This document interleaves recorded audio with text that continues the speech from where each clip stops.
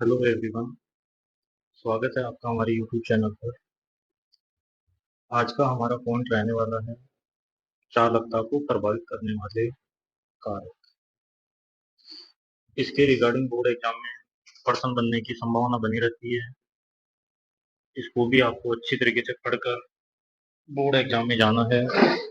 चालकता के रिगार्डिंग यदि हम कंसेप्ट को क्लियर कर रहे हैं तो चालकता को कौन कौन से कारक प्रभावित करते हैं उनके बारे में यदि हम अध्ययन करेंगे तो जनरली चालकता को प्रभावित करने वाले कारकों में ताप होता है, माध्यम की श्यानता होती है, आयनों का विलायकीकरण होता है, आयनों के मध्य लगने वाला बल होता है और तन्यता होती है।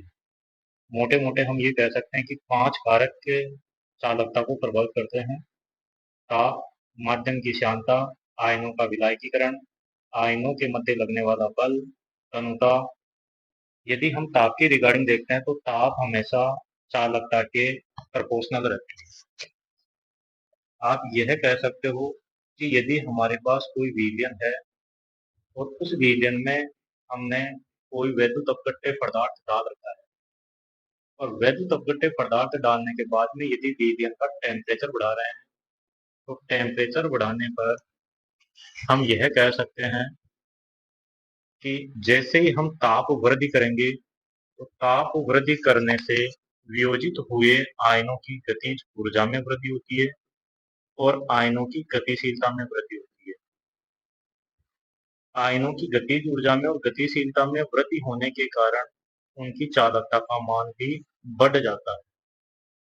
एक जनरली एक्सपेरिमेंट दिया गया है कि यदि हम वैद्युत अपघट्य पदार्थ का 1 डिग्री सेल्सियस तापमान बढ़ाते हैं तो चालकता 2 से 3% बढ़ जाती है।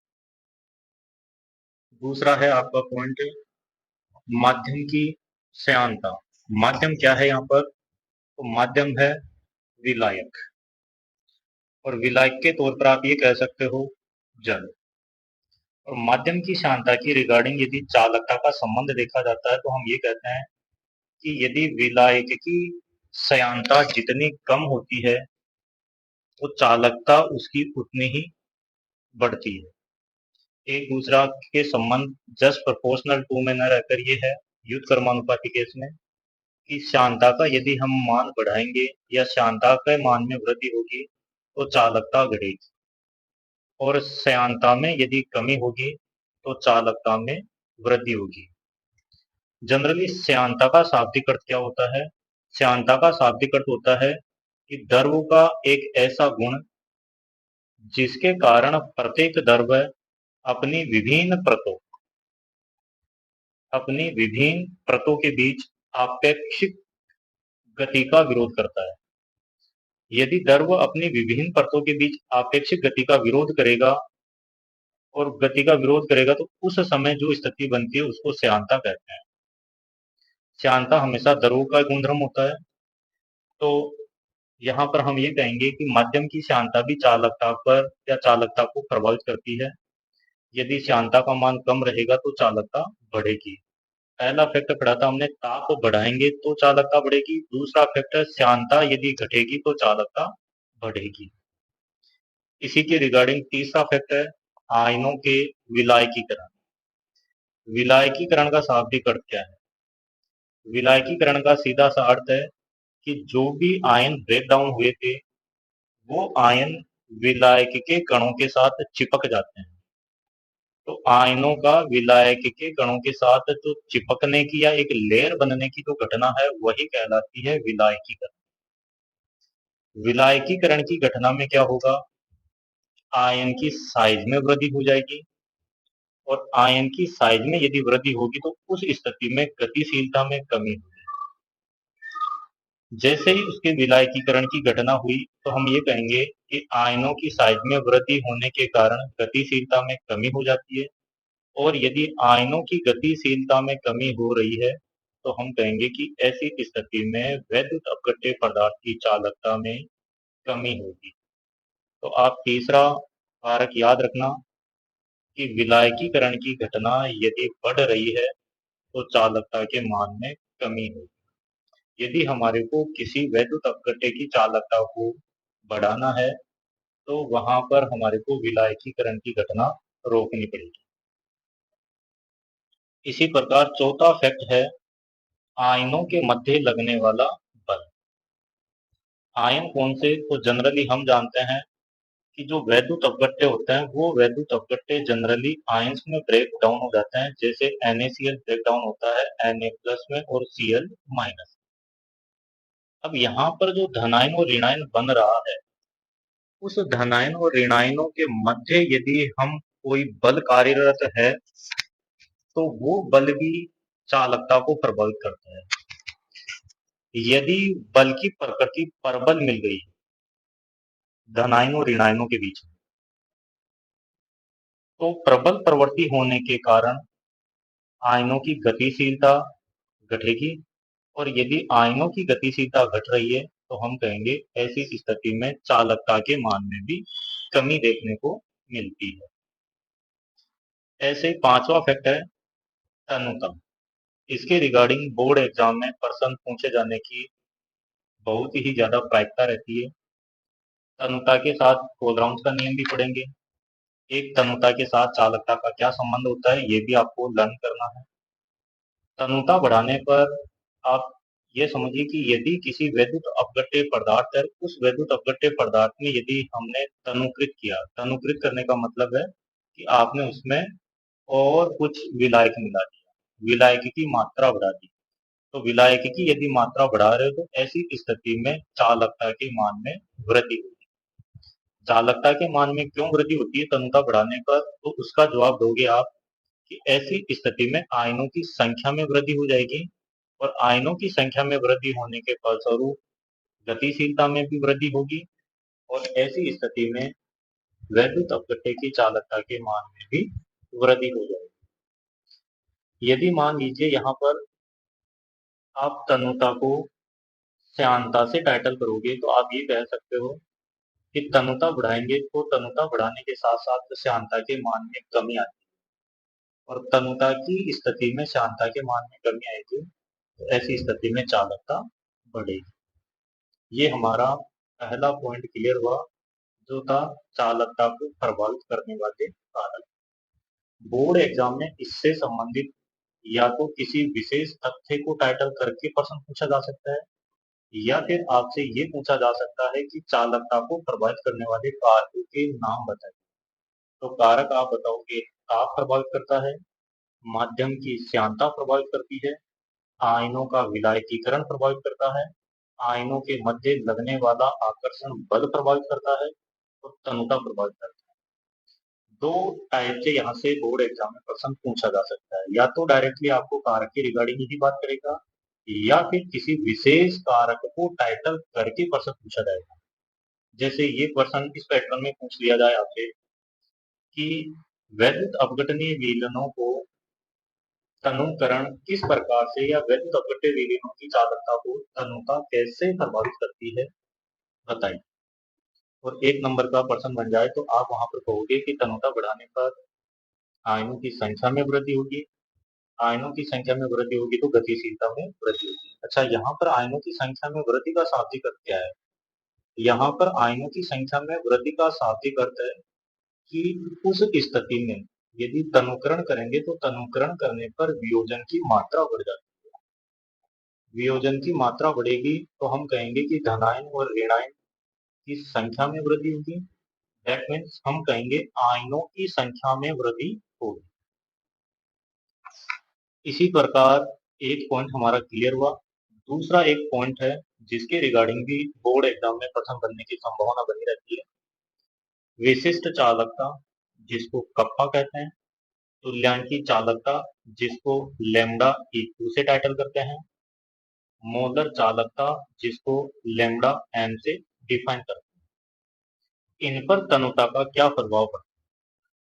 आप यदि इसके रिगार्डिंग देख रहे हो तो पहले हम कप्पा के रिगार्डिंग देखेंगे कि विशिष्ट चालकता पर तनुता का क्या प्रभाव पड़ता है। यदि आप इस पॉइंट को लर्न कर रहे हो तो आप यहाँ पर यह समझिए कि यदि हमने तनुता बढ़ाई है तो तनुता बढ़ाने पर कप्पा का मान हमेशा घटता है, कप्पा का मान घटता है। तो आप ये कह सकते हो कि तनुता बढ़ाएंगे कप्पा का मान घटेगा। क्यों घटेगा? क्योंकि इकाई आयतन में उपस्थित आयनों की संख्या घट जाती है।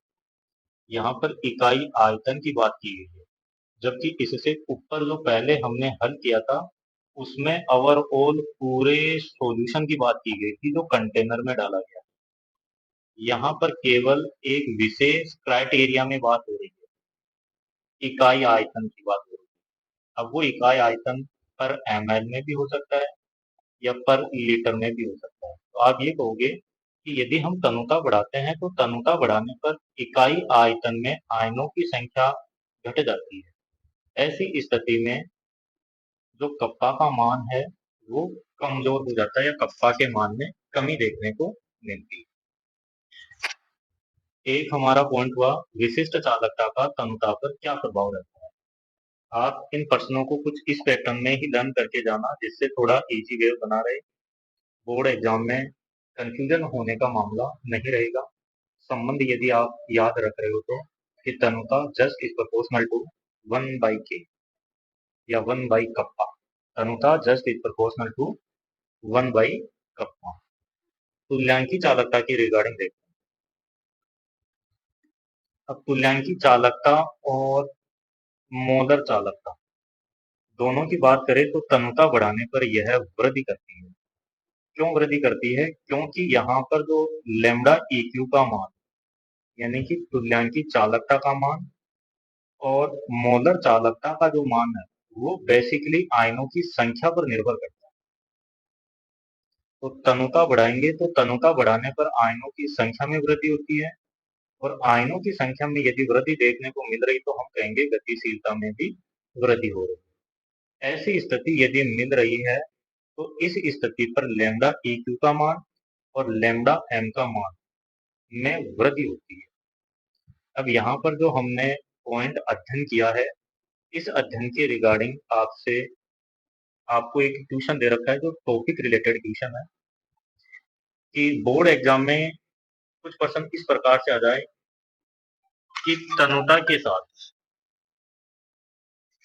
चालकता में वृद्धि प्रबल वैद्युत अपघट्यों की अपेक्षा दुर्बल अपघट्यों से अधिक है। क्यों? प्रश्न को सही सही समझना। प्रश्न क्या कह रहा है?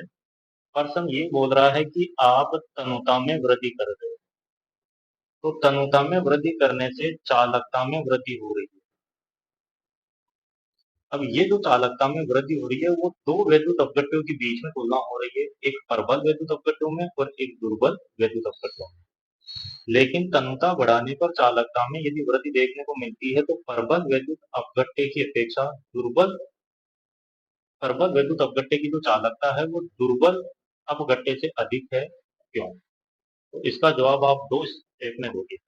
पहला प्रबल वैद्युत अपघट्य को टाइटल करके और दूसरा दुर्बल वैद्युत अपघट्यों को टाइटल करके। यदि प्रबल वैद्युत अपघट्य की बात करेंगे तो इनकी जो चालकता में वृद्धि होती है वो आयनिक गतिशीलता या आप कह सकते हो आयनों में गतिशीलता में वृद्धि होने के कारण केवल एक फैक्ट काम करता है प्रबल वैद्युत अपघट्य में कि जैसे ही तनुता बढ़ाएंगे तनुता बढ़ाने के साथ साथ आयनों की संख्या में वृद्धि होगी और आयनों की संख्या में यदि वृद्धि हो रही है तो वहां पर हम कहेंगे आयनिक गतिशीलता में भी वृद्धि हो रही है और आयनिक गतिशीलता में वृद्धि होने के कारण प्रबल वैद्युत अपघट्यों की चालकता में वृद्धि होगी।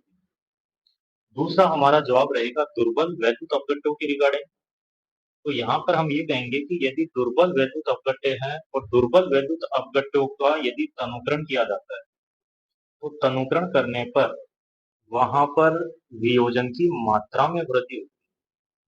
वियोजन की मात्रा में वृद्धि होती है तो इसके साथ साथ गतिशीलता में भी वृद्धि होती है। तो हम कहेंगे कि यहाँ पर वियोजन की मात्रा और गतिशीलता दोनों में वृद्धि के कारण ऑलमोस्ट आप इसका जवाब इस दो टर्म्स में यदि देकर आओगे तो बहुत ही अच्छा जवाब समझा जाएगा। प्रश्न को फिर से देख लेना। आपसे ऑब्जेक्टिव टाइप का प्रश्न किया जा सकता है कि तनुता बढ़ाने के साथ जो चालकता में वृद्धि होती है तो किस वैद्युत अपघट्य की चालकता अधिक रहेगी। ऑप्शन आ जाए प्रबल वैद्युत अपघट्य, दूसरा आ जाए दुर्बल वैद्युत अपघट्य, तीसरा ऑप्शन बना ले प्रबल वैद्युत अपघट्य व दुर्बल वैद्युत अपघट्य दोनों और तीसरा आ जाए नन सॉरी चौथा आ जाए नन ऑफ दीज, तो आप ये करोगे कि तनुता बढ़ाएंगे तो प्रबल वैद्युत अपघट्य की चालकता ज्यादा देखने को मिलेगी कंपेयर टू दुर्बल वैद्युत। यदि ये पॉइंट आपके समझ में आ गया है तो आज का हमारा एक विशेष पॉइंट रहने वाला है कोलराउंस नियम। वैसे बेसिकली कोलराउंस नियम से कभी कभार बोर्ड एग्जाम में न्यूमेरिकल पर्सन आ जाता है, और यदि आप कोलराउंस नियम को लर्न कर रहे हो तो आप कोलराउंस नियम को पढ़ने से पहले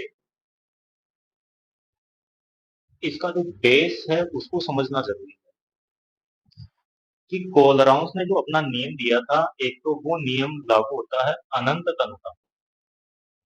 अनंत तनुता का मतलब है कि जितनी आप मैक्सिमम डायलेशन कर सकते हो किसी भी वैद्युत अपघट्य का उतना करो। तो अनंत तनुता पर अब हम एक बात जानते हैं, अनंत तनुता का शाब्दिक अर्थ ये हो गया कि ये कंडीशन लागू होगी दुर्बल वैद्युत अपघट्य के साथ। दुर्बल वैद्युत अपघट्य के साथ क्यों लागू होती है? क्योंकि प्रबल जो वैद्युत अपघट्य हैं वो तो जनरली पहले ही 100% पूर्ण होने वाले होते हैं। यानी कि हम ये कह सकते हैं कि प्रबल वैद्युत अपघट्य का 100% वियोजन हो जाता है। लेकिन जो दुर्बल वैद्युत अपघट्य होता है उस दुर्बल वैद्युत अपघट्य का जनरली 100% वियोजन नहीं होता है।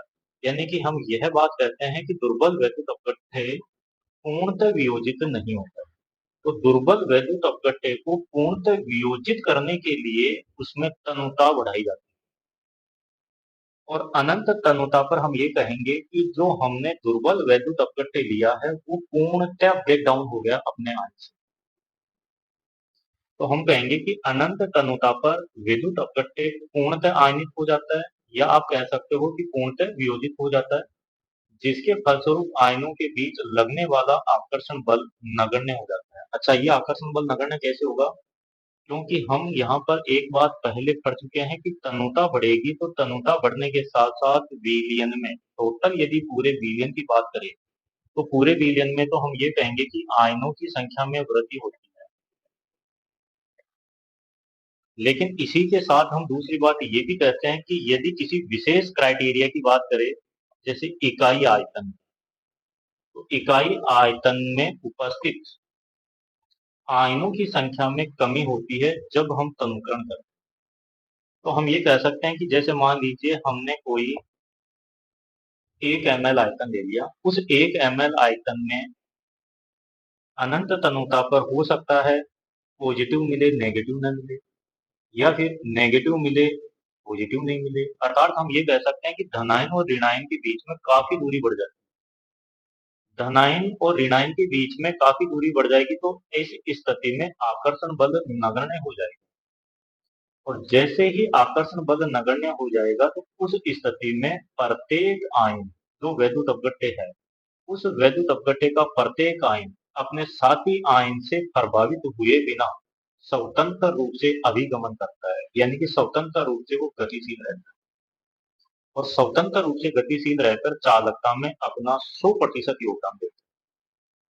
तो ये बात समझ में आई होगी आपके, एक कोलराउंस नियम का ये बेस स्ट्रक्चर है।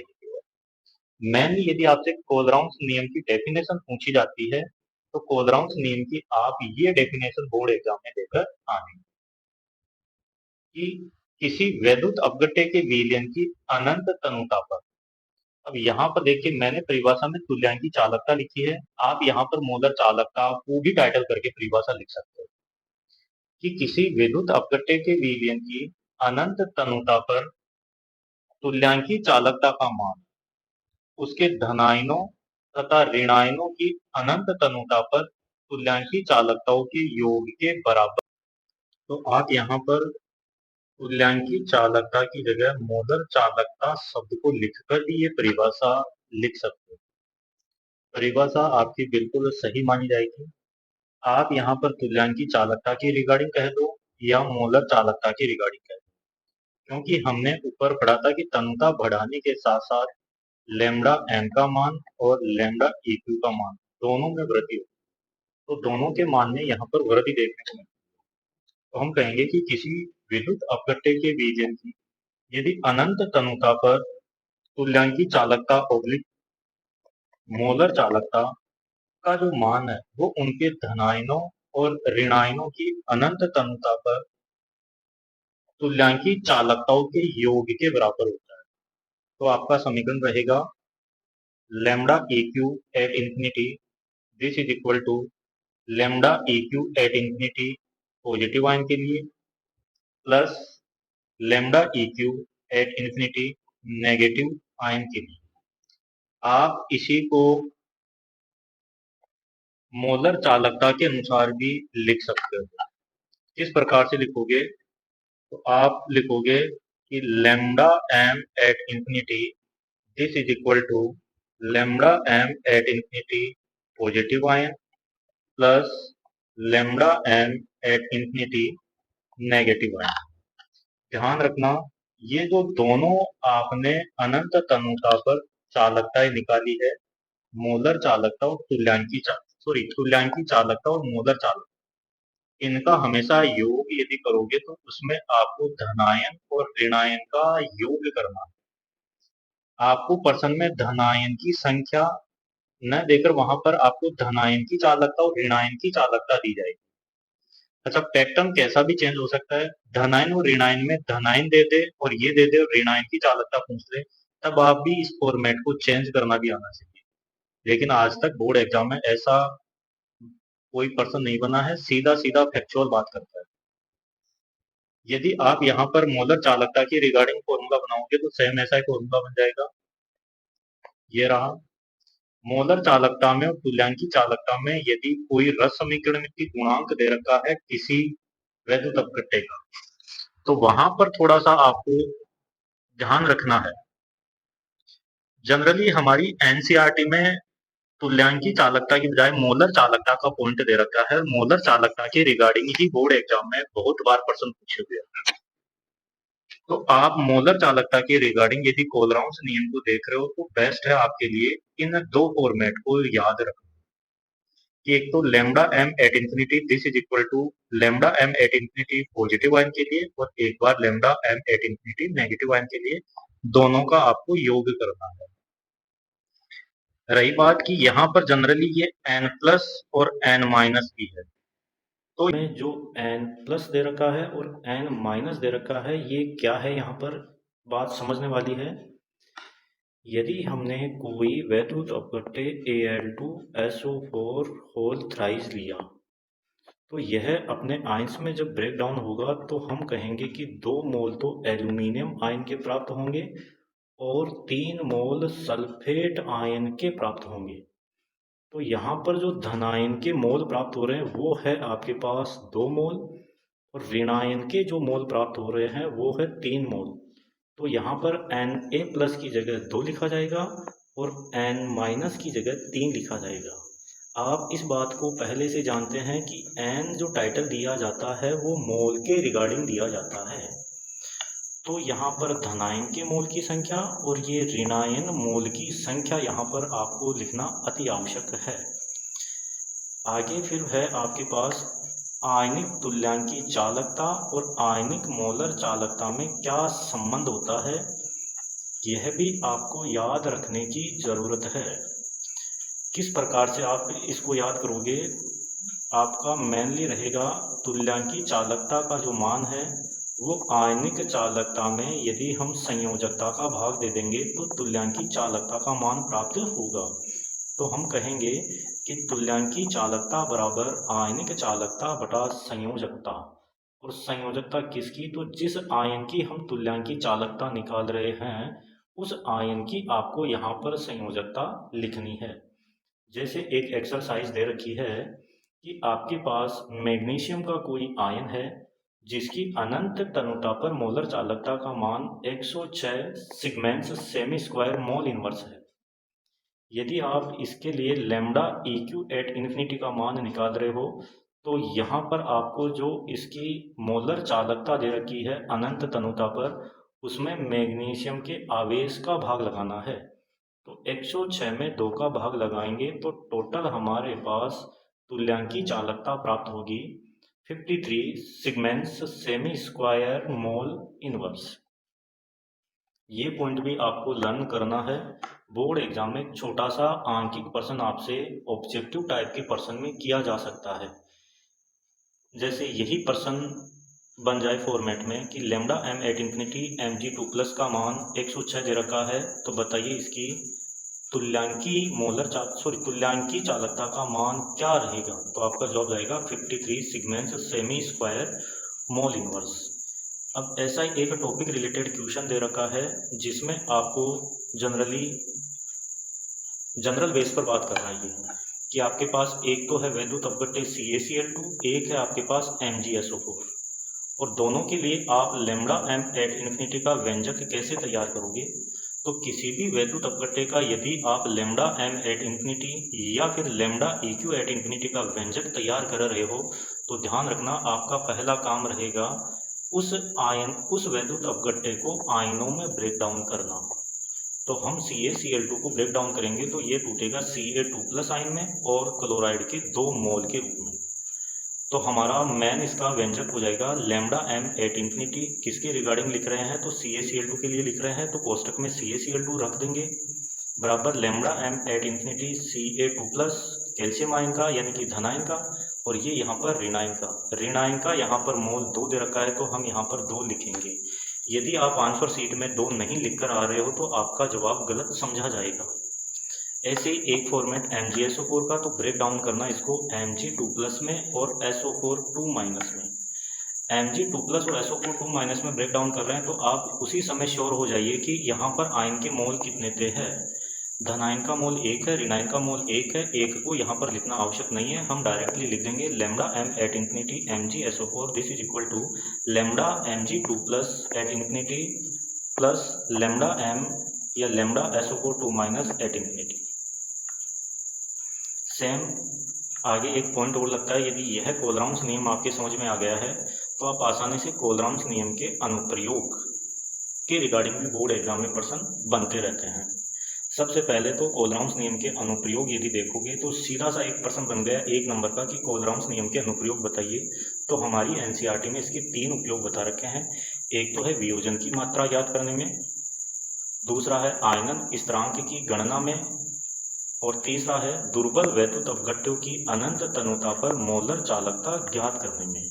ये टोटल इसके 3 उपयोग है जिसको हमारे को समझना है। पहला पॉइंट है हमारा वियोजन की मात्रा याद करने में।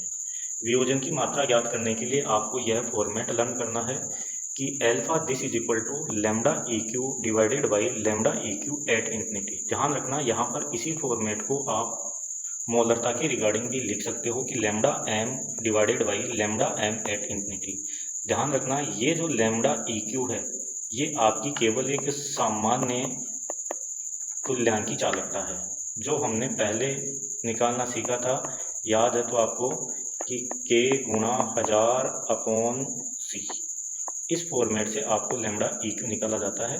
लेकिन बेसिकली यदि वियोजन की मात्रा निकालोगे तो प्रश्न में आपको लेमडा EQ दिया जाएगा, लेमडा EQ एट इन्फिनिटी दिया जाएगा, या फिर लेमडा M दिया जाएगा, लेमडा M एट इन्फिनिटी दिया जाएगा। ये अनंत तनुता पर तुल्यांकी चालकता, ये सामान्य तुल्यांकी चालकता है। ओवरऑल जिस प्रकार का हमारे को वैद्युत अपघट्य दिया गया है उसकी। तो एक तो वियोजन की मात्रा निकालने का format alpha this is equal to lambda EQ बराबर लेमडा EQ एट इन्फिनिटी। यहाँ पर ये लेमडा EQ निकालने का आप जानते हो, लेमडा क्या लिखोगे आप, लेमडा EQ निकालने का फॉर्मूला तो लेमडा एट इन्फिनिटी किस पर, EQ पर, ये पॉजिटिव के लिए, फिर plus lambda EQ at infinity negative ion के लिए। सेम इस प्रकार से आप इसको लर्न करोगे। फिर है हमारा पॉइंट आयनन स्थिरांक की गणना करने में। ये बहुत अच्छा पॉइंट है, समझना है किस प्रकार से ये क्लियर हो रहा है। सबसे पहले तो आप यदि आयनन स्थिरांक की गणना कर रहे हो तो ये बात देखिए कि जो भी हमारा कोलराउंस नियम हो वो दुर्बल वैद्युत अपघट्य पर लागू होता है। तो हमने यहाँ पर एक दुर्बल वैद्युत अपघट्य ले लिया और यह अपने आयंस में टूट रहा है और अभिक्रिया साम्य पर है। इस स्थिति में हम इस अभिक्रिया को देखकर 3 बातें लिख सकते हैं कि प्रारंभ में मोल कितने हैं, साम्य स्थिति पर मोल कितने हैं, और सांद्रता क्या है। सांद्रता यहाँ मोल लीटर इनवर्स में है। प्रारंभ में मोल CH3COH के 1 है, उत्पाद नहीं बना है तो 0 कर दिया हमने। साम्य पर मोल यानी कि वियोजन हो गया, H+ आपको अल्फा मिला, माइनस वाला आपको अल्फा मिला, तो यह मिला 1 - अल्फा। सांद्रता C के रिगार्डिंग हम लिखेंगे तो ये हो जाएगा C अल्फा, ये C अल्फा और ये C 1 माइनस अल्फा। अब आप यहाँ पर 11वीं क्लास में पढ़कर आए हो द्रव्य क्रियानुपाती नियम, वो लागू कर दो कि K बराबर एक कांस्टेंट है जो अम्ल का आयनन स्थिरांक है। K बराबर कंसंट्रेंट प्रोडक्ट अपॉन कंसंट्रेंट रिएक्टेंट, प्रोडक्ट आपके पास ये है और रिएक्टेंट आपके पास ये है।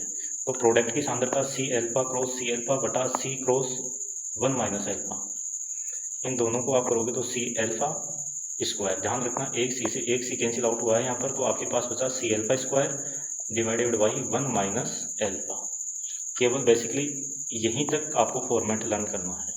तीसरा है दुर्बल विद्युत अपघट्यों की अनंत तनुता पर मोलर चालकता लैम्डा एम कैसे ज्ञात किया जाता है।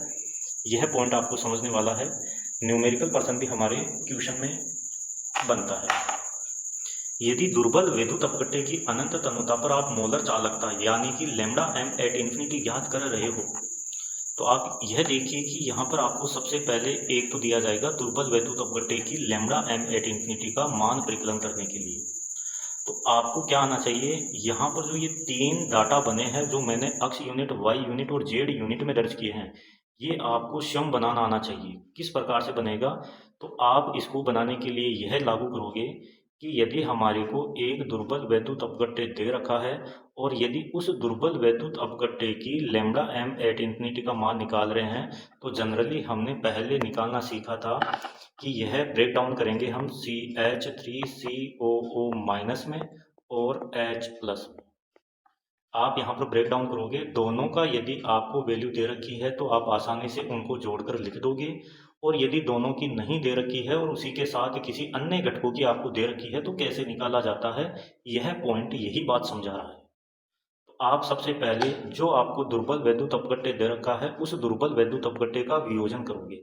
वियोजन करने से आप इस बात के लिए तैयार रहिए कि जैसे ही आपने वियोजन किया तो वियोजन करने के बाद में इन्हीं आयनों को काम में लेते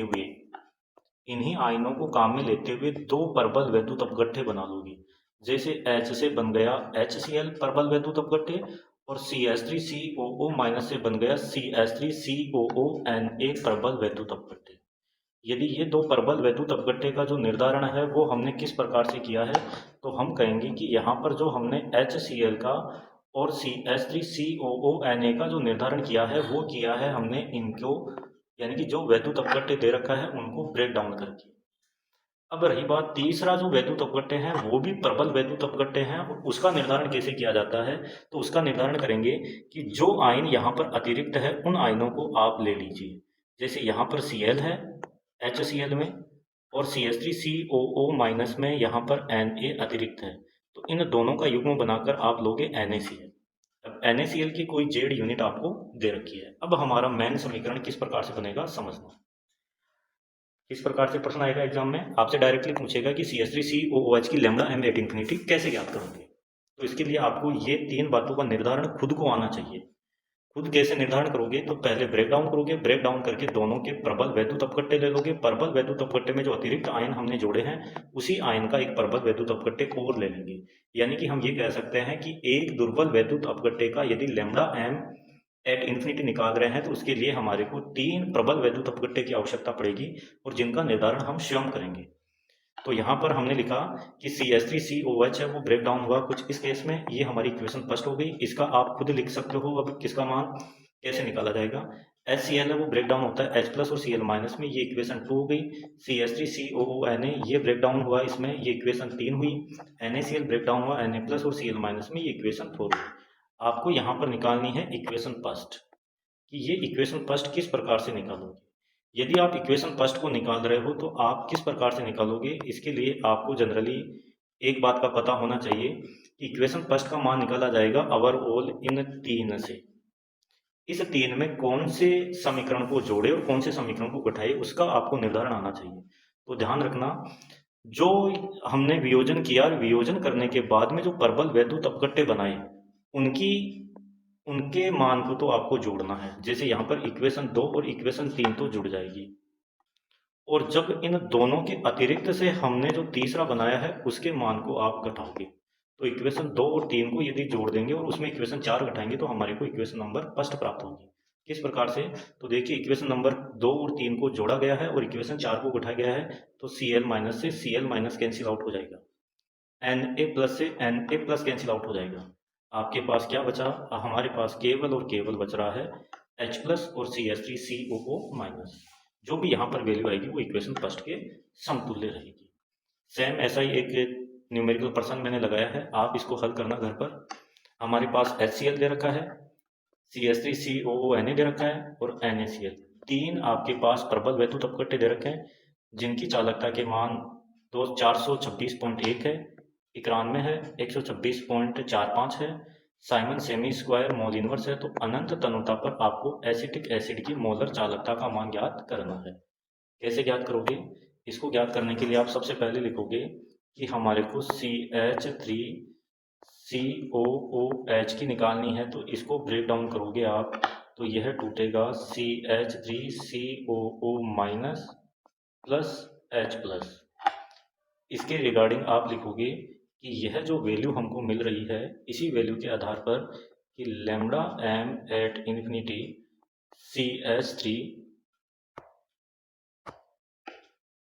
CH3 बराबर λm एट इन्फिनिटी नेगेटिव, या पहले पॉजिटिव जोड़ दो, positive plus λm at infinity negative. Positive की जगह ये रख सकते हैं, नेगेटिव की जगह ये रख सकते हैं। ये हमारे पास डाटा है। अब हम क्या करेंगे, सेम इसी प्रकार से HCl को ब्रेक डाउन करेंगे, सोडियम एसीटेट को ब्रेक डाउन करेंगे, NaCl को ब्रेक डाउन करेंगे। ब्रेक डाउन करके इनका जो भी λm एट इन्फिनिटी का टोटल मान है वो हमको दे रखा है। तो हम कहेंगे कि यहाँ पर यदि इसको हल कर रहे हैं तो हम HCl और सोडियम एसीटेट को तो जोड़ देंगे, यानी कि 426 में 91.0 जोड़ना है आपको। इनका जो भी वैल्यू मिलती है उस वैल्यू में से 126 को घटाना है। 126 को यदि आप घटा दोगे तो λm at infinity acetic acid की आपको प्राप्त हो जाएगी। सेम टॉपिक रिलेटेड क्वेश्चन एक और सेट किया हुआ है। अब ऐसा ही एक पर्सन और दे रखा है जो है हमारे लिए वियोजन की मात्रा। वियोजन की मात्रा निकलवा रहा है और वियोजन स्थिरांक को परिकलित करवा रहा है। पर्सन में आपको क्या क्या डाटा दिया गया है? मैथेनोइक अम्ल बता रखा है जिसकी मोलर चालकता है 46 segments semi square mole inverse. इसके वियोजन की मात्रा, वियोजन स्थिरांक का परिकलन करना है जिसके लिए आपको कुछ वैल्यू दी गई है। एक तो λH+ एट इन्फिनिटी का मान दे रखा है और ऐसे ही एक और मान जो दिया जाएगा वो रहेगा यहाँ पर CH3COO- का एट इन्फिनिटी पोजीशन पर। तो ये मान और दिया गया है आपको प्रश्न में, वो है 54.65 segments semi square mole inverse. आप कैसे हल करोगे इसको? यदि इस पर्सन को हल कर रहे हो तो हल करने से लिए आपको पहले तो अल्फा का मान निकालना पड़ेगा। तो अल्फा का मान निकालने के लिए फॉर्मेट रहता है हमारा λm divided by λm at infinity. अब पर्सन में हमारे को λm का मान दे रखा है लेकिन λm एट इन्फिनिटी का मान नहीं दे रखा है। तो पहले हम इस वैल्यू को काम में लेकर λm एट इन्फिनिटी टोटल कर लेंगे। दोनों को आप फॉर्मेट में सेट करोगे, फॉर्मेट में सेट करके इसका आंसर निकालोगे। जो भी आप इसको जोड़ोगे, जोड़ने पर जो वैल्यू प्राप्त होगी वो वैल्यू आपको लगभग ये प्राप्त होगी 404.25। λm आपको 46 दे रखा है। इसको जैसे आप हल करोगे तो आपके पास वियोजन का मान हो जाएगा 0.114। हल करके देखना इसको। अब आपके पास लैम्डा का मान और λm एट इन्फिनिटी दोनों का मान से आपने अल्फा का मान निकाल लिया। अब हमारा वियोजन स्थिरांक k का मान निकालने का फॉर्मेट है C∆² माइनस अल्फा। जहाँ जहाँ अल्फा है वहाँ पर ये वैल्यू रख देंगे, जहाँ जहाँ अल्फा है वहाँ अल्फा की वैल्यू लिख देंगे। C यहाँ पर हमारे को पर्सन में दे रखा है 0.025 मोल लीटर इनवर्स। आप इससे आसानी से निकाल सकते हो। इस प्रकार से आप अपना न्यूमेरिकल पर्सन सबमिट कर लेना।